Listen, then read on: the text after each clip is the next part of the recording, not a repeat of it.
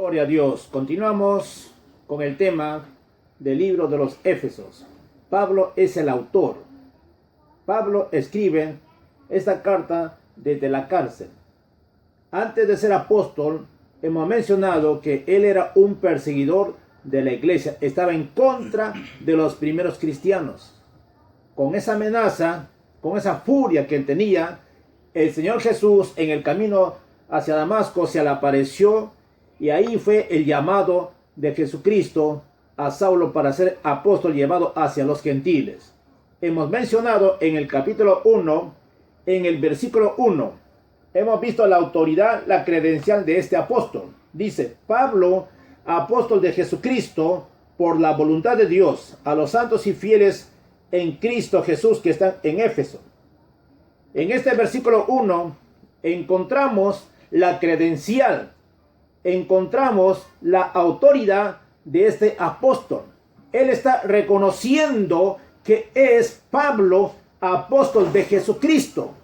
Esto significa que Pablo ahora pertenece a Jesús. Él ya no va a hacer su voluntad, sino la voluntad de aquel que lo llamó. ¿Cuál era el propósito del llamado de Jesús? Para ser su instrumento, para llevar su palabra a todos los gentiles. Eso fue la voluntad, el plan de Dios con este amado siervo Pablo. Qué bueno es saber reconocer que tú eres un llamado de Dios, que tú eres un llamado de Jesucristo, no por tus méritos, no por tu esfuerzo, sino por la obra redentora que hace el Señor Jesús. Pablo no hizo ningún mérito para ser apóstol. Él era un perseguidor de la iglesia. Pero Dios lo llamó, se le apareció y ahora él es un instrumento del Señor. Por eso reconoce Pablo, apóstol de Jesucristo, por la voluntad de Dios, no tu voluntad. Ningún hombre puede poner la voluntad a una persona para ocupar un cierto ministerio, porque el ministerio de Dios lo da el mismo Señor Jesucristo.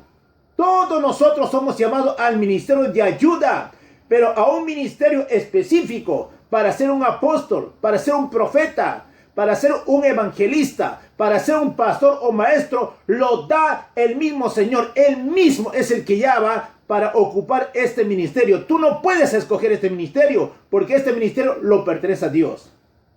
Y luego Pablo escribe a los santos y fieles que están en Éfeso. Eran los primeros cristianos. Fueron sacados de las garras del diablo. Fueron sacados de las tinieblas. Ahora están en la luz. Entonces ahora son santos. Han sido apartados. Han sido sacados del mundo para el reino de Dios. Todo creyente que ha nacido de nuevo es apartado para Dios. Somos santos en Cristo Jesús. No por lo que tú haces, no por lo que tú vas a hacer, sino por la obra redentora que hizo Cristo Jesús. Luego Pablo añade diciendo a los santos y fieles. Yo les hago una pregunta. ¿Tú eres fiel a Dios? ¿Eres fiel a tu esposa? ¿Eres fiel a tu familia? Si tu respuesta es sí, gloria a Dios. Hermanos, la fidelidad implica tu compromiso a Dios. Si tú eres un cristiano de Dios, tú fuiste llamado, tú debes servir a Dios con tu mente, con tu corazón, con todo tu esfuerzo. Tú ya no puedes hacer las cosas del mundo lo que antes hacía, porque ahora tú eres un santo de Dios y vas a hacer las cosas que agradan a Dios. Luego Pablo añade dos palabras en el versículo 2, gracia y paz. Dice: gracia y paz a vosotros de Dios nuestro Padre y del Señor Jesucristo. Como resultado de haber aceptado a Jesús, tú tienes la gracia de Dios. Es un favor inmerecido. Y luego, tú tienes la paz de Dios. Cuando tú tienes la paz de Dios, vas a tener paz contigo mismo. Vas a estar en paz con tu esposa, con tus hijos, con tu familia y con todas las personas. Pero si la paz de Dios no está en ti, vas a estar en pleitos, en contiendas, en enemistades. Eso es lo que está en el mundo. El mundo dice tener paz, pero es una paz artificial, es una paz emocional, pasajera. Pero la paz de Dios perdura y dura eternamente. Ahora vamos a ver unas 3 palabras que presenta Pablo, una doxología, para poder entender el significado de la exaltación de nuestro Dios todo soberano. Quiero que veamos en el versículo 3.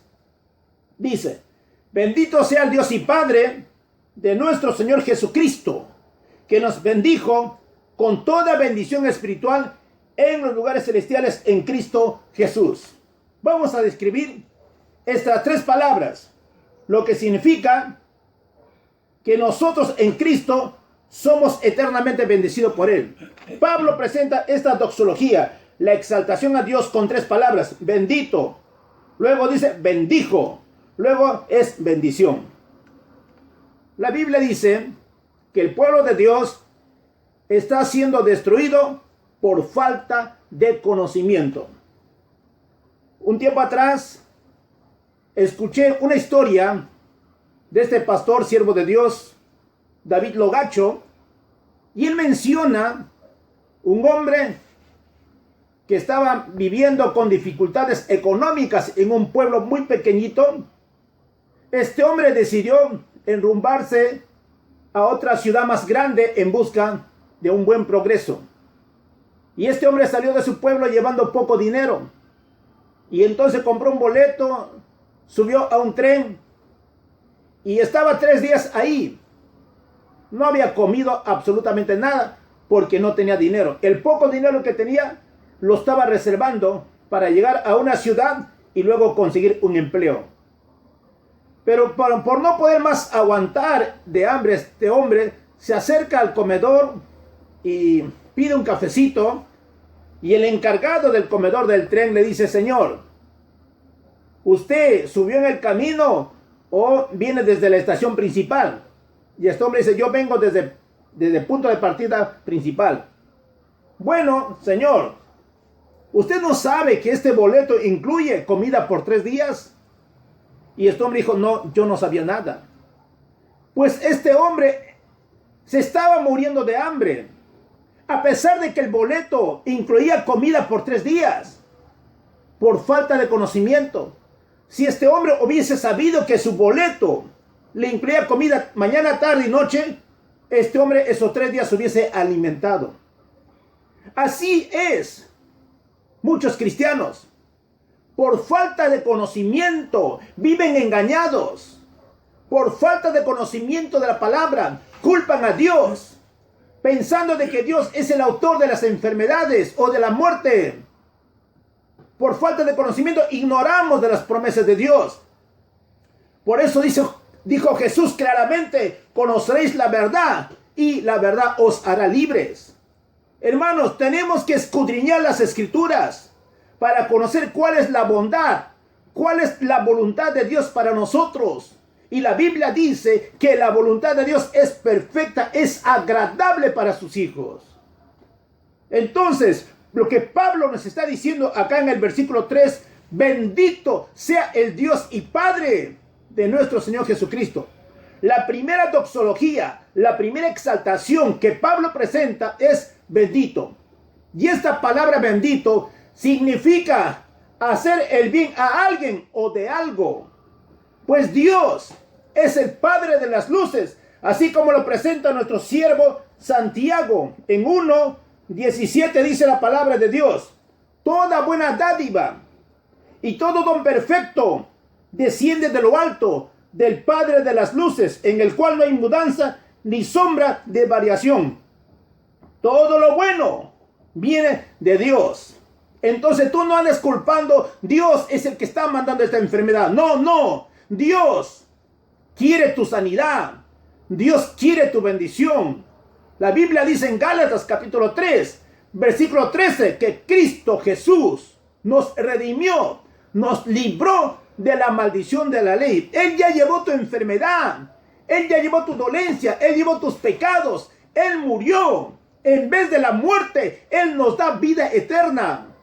En vez de enfermedad, Él nos da sanidad. Y en vez de pobreza, Él nos da riqueza. Por eso Pablo dice: bendito sea el Dios y Padre. Hermanos, Dios es nuestro Padre. Nosotros somos sus hijos, porque hemos aceptado a Jesús como el Señor y Salvador de nuestra vida. Toda persona que ha nacido de nuevo, que ha aceptado a Jesucristo, tiene el Espíritu Santo. El Espíritu Santo da testimonio a tu espíritu de que tú eres hijo de Dios. Además, tú eres sellado con el poder del Espíritu Santo. Veamos la segunda palabra de esta doxología. Dice: bendito sea el Dios y Padre de nuestro Señor Jesucristo, que nos bendijo.